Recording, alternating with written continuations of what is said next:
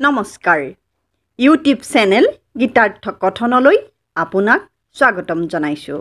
শ্ৰীমদ্ ভগৱদ গীতা দ্বিতীয় অধ্যায় শ্লোক সংখ্যা ১৪ নাসতো বিদ্যতে ভাবো না ভাবো বিদ্যতে সতঃ উভয়োরাপি দৃষ্ট্বন্তস্তন্নয়োস্তত্ত্বদর্শিভিঃ। শব্দাৰ্থ নাসতো ন অসতঃ ন নাই অসতঃ অনিত্য বস্তুৰ অস্থায়ী বস্তুৰ বিদ্যতে আছে ভাৱ স্থায়িত্ব না ভাব ন অভাৱ অস্থায়িত্বও নাই স্বতঃ নিত্য বস্তুৰ উভয়োৰপি উভয় অপি দুয়োটাৰে দৃষ্ট্বন্তস্তন্নয়োস্তত্ত্বদৰ্শিভিঃ। দৃষ্ট অন্তঃ তু অনয়োঃ তত্ত্বদৰ্শিভিঃ। দৃষ্ট দেখা পাইছে, অন্তঃ শেষ পৰিণতি, তু অৱশ্যে, অনয়োঃ দুয়োটাৰে, তত্ত্বদৰ্শিভিঃ তত্ত্বদৰ্শীসকলৰ দ্বাৰা। সৰলাৰ্থ অসৎ বস্তুৰ স্থায়িত্ব নাই, সৎ বা সত্য বস্তুৰ অস্থায়িত্বও নাই। তত্ত্বদৰ্শীসকলে এই দুয়োটা বস্তুৰে অন্ত অৰ্থাৎ চৰম অৱস্থা দেখা পাইছে। সৰল পদ্য ভাঙনি। অসত বিষয় নোহে স্থায়ী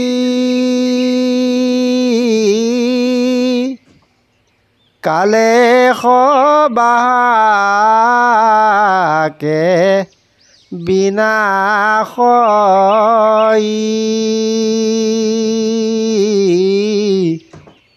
যিটো সততাৰ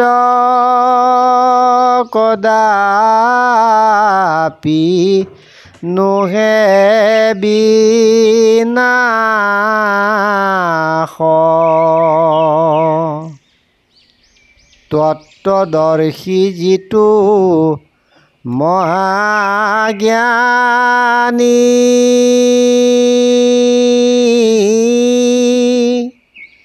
এই দুই বিষয়ক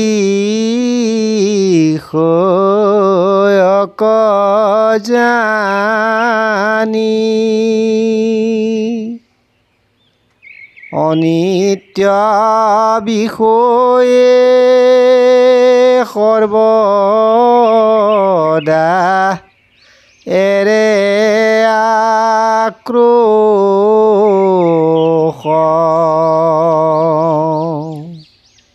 দ্বিতীয় অধ্যায়ৰ 16 নং শ্লোকৰ সৰল ব্যাখ্যা আৰু ব্যৱহাৰিক তাৎপৰ্য।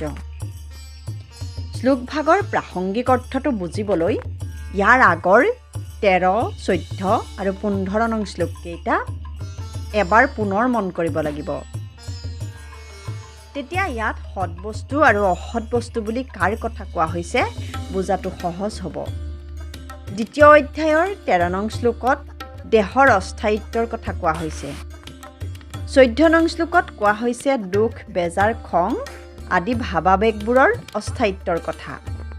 15 নং শ্লোকত কোৱা হৈছে যে যিসকলে শ্ৰেষ্ঠ পুৰুষক এনে অস্থায়ী বিষয়সমূহৰ আসক্তিয়ে বিচলিত কৰিব নোৱাৰে তেওঁলোকে সংসাৰত অমৃতময় সুখ লাভ কৰিব পাৰে।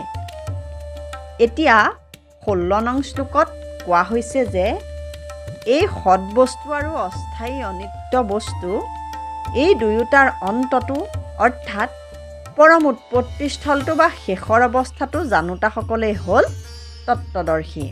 এইসকল তত্ত্বদৰ্শীনো কোন আৰু ইহঁতৰ পুৰাতন উৎপত্তিৰ স্থলনো ক'ত বা বিনাশস্থলনো ক'ত তাৰ সম্পৰ্কে আমি আমাৰ সামান্য জ্ঞানেৰে বিজ্ঞানসন্মতভাৱে এটি আভাস দিব বিচাৰিছোঁ। এইখিনি ক'বলৈ যাওঁতে আমি কোনো দাৰ্শনিকৰ বা ধৰ্মীয় ধাৰণাৰ অৱলম্বন সাময়িকভাৱে আঁতৰাই ৰাখিছোঁ। বিজ্ঞানৰ ধাৰণাৰ আলমত সাব্যস্ত কৰিব পাৰি যে এক নিত্য চিৰন্তন সত্তা সমগ্ৰ বিশ্ব ব্ৰহ্মাণ্ডত বিয়পি আছে। এসময়ত বিজ্ঞানীয়ে ইয়াকে ইথাৰ বুলিছিল। প্ৰাচীন গ্ৰীক সাহিত্যতো ইথাৰৰ ধাৰণা পোৱা যায়।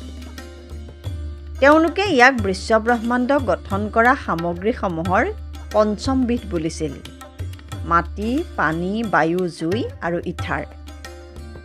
19 শতিকাৰ বিজ্ঞানীসকলেও ইথাৰক পোহৰৰ ঢৌৰ বিস্তাৰৰ মাধ্যম হিচাপে মানি আহিছিল। কিন্তু 1887 চনত মাইকেল মৰ্লে পৰীক্ষাত ইথাৰৰ অস্তিত্ব ধৰা নপৰিল।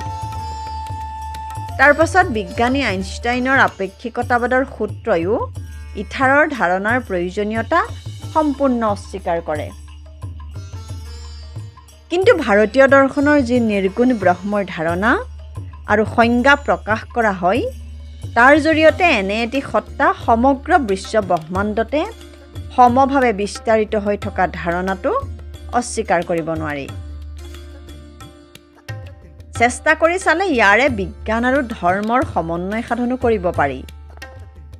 এই বিষয়ত আমাৰ এতিয়ালৈকে জ্ঞাত হোৱা সকলো কথা সকলোৰে বাবে বুজাটো জটিল হ'ব আৰু আমাৰ 10 মিনিটৰ এই সময়ছোৱাত সকলো কথা সামৰি ল'ব পৰাও নহ'ব। তথাপি আমি ক'ব বিচাৰোঁ যে বিজ্ঞানীয়ে এনে পদাৰ্থৰ অস্তিত্ব বিশ্ব ব্ৰহ্মাণ্ডত বিচাৰি পোৱা নাই। কিন্তু তথাপি এইবোৰ কথা সত্য নহয় বুলিও মানি ল'ব নোৱাৰি। বিজ্ঞানীৰ যন্ত্ৰপাতিৰ সামৰ্থ্য আৰু জ্ঞানৰ সামৰ্থ্যৰে এনে পদাৰ্থ আৱিষ্কাৰ কৰাটো এতিয়াও সম্ভৱ হৈ উঠা নাই। এনে এটা অভিকল্প আমি ধৰি লোৱাহে আমাৰ যুক্তিসংগত হ'ব বুলি ভাৱ হয়। এই সম্পৰ্কত বিজ্ঞান এতিয়ালৈকে কিমান দূৰ আগবাঢ়িব পাৰিছে তাৰ ওপৰতো আমি দৃষ্টি ৰাখি আছোঁ। আমি সদায় কওঁ যে সকলো কাৰ্যৰে এটা কাৰণ আছে, কিন্তু এই কাৰ্যকাৰণ সম্বন্ধৰ খেলখন কেৱল অসৎ অস্থায়ী বস্তুবোৰৰ মাজতহে সীমাবদ্ধ আৰু বিজ্ঞানৰ সামৰ্থ্যও ইয়াৰ মাজতেই সীমিত। এক নিত্য স্থায়ী বস্তু আছেই য'ত কাৰ্যকাৰণ, জন্ম মৃত্যু, ন্যায় অন্যায়, পাপ পুণ্য একোৰেই সম্বন্ধ নাথাকে। অথচ সেই চৰম সত্য বস্তুৰ জগততে অনিত্য, জগতৰ সকলো কাৰ্যই চলি থাকে, যেন সাগৰৰ মাজত থকা নানা প্ৰাণীৰ লীলা খেলা। গতিকে সকলো খেলৰ আৰম্ভও তাতেই হয়, সকলো খেলৰ অন্তও তাতেই ঘটে। এনে এটি পৰম শূন্যময় ওজনহীন বিজ্ঞানৰ সকলো ধৰণৰ যন্ত্ৰপাতিও ধৰা পেলাব নোৱাৰা সত্তাৰ অস্তিত্ব যুক্তিৰে প্ৰতিপন্ন কৰিব পৰা যায়। মানুহৰ কল্পনা আৰু নিৰন্তৰ সাধনাৰেই সেই অৱস্থিতি উপলব্ধি কৰিবও পাৰি। এই সমগ্ৰ বিশ্ব ব্ৰহ্মাণ্ডত বায়ুৰ দৰে সকলো ঠাইতে সমানে পৰিব্যাপ্ত হৈ আছে। সেয়াই ব্ৰহ্ম, সেয়া আত্মাৰ লয় স্থান, সেয়াই পৰম অমৃতৰ স্থান, পৰমানন্দৰ অৱস্থিতি।